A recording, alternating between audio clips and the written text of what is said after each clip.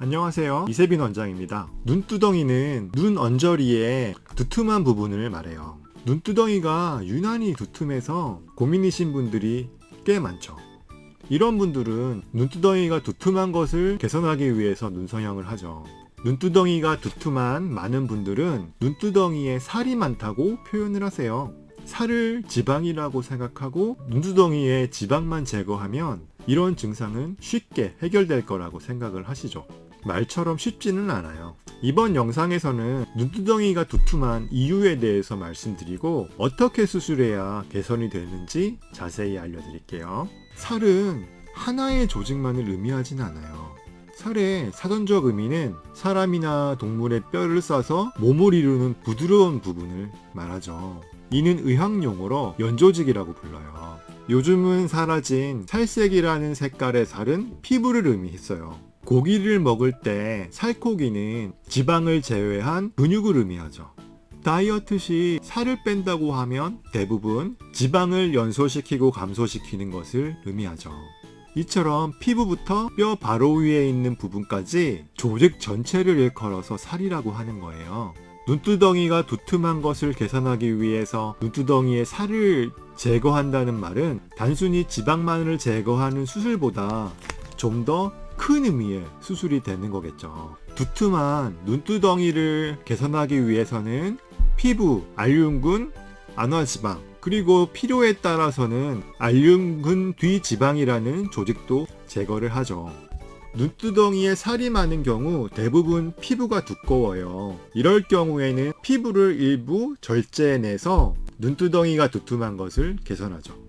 하지만 피부를 과도하게 제거하면 눈이 덜 감기는 토한증이 생길 수 있기 때문에 절제량은 정확히 판단해서 시행해야 돼요.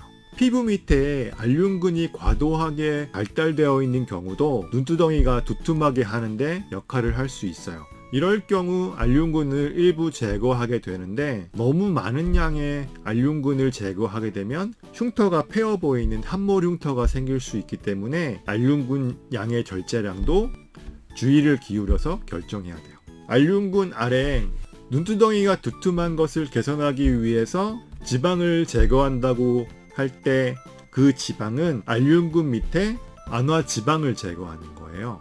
안화지방은 체중의 증가함과 무관하게 일생 동안 그 양이 유지되기 때문에 수술 시 너무 과도하게 제거해버리면 안화지방이 부족해서 눈이 꺼지는 등의 문제가 생길 수 있어요. 따라서 안화지방도 적절한 양만 제거해야 돼요. 이렇게 세 조직을 제거했는데도 두툼한 눈두덩이의 교정이 부족해 보인다면 눈둘레근 뒤 지방을 추가적으로 제거할 수 있어요. 이 지방은 알륜근과 위쪽 안화골 뼈막 사이에 존재하는 지방이에요. 눈둘레근 뒤 지방 역시 과도하게 제거할 시 제거 부위에 함몰이 생길 수 있기 때문에 보존적으로 제거하는 것이 중요하죠. 흔히 눈두덩이 살을 지방만으로 생각하시는 분이 많아요.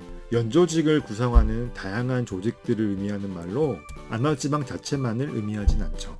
두툼한 눈두덩이를 개선하기 위해서는 단순히 안화지방만을 제거해서 좋아지는 경우도 있지만 안화지방과 더불어 두꺼운 피부, 과도하게 발달한 알륜근, 필요에 따라서는 알륜근 뒤 지방을 같이 제거해 줌으로써 좀 더 좋은 효과를 볼 수 있죠.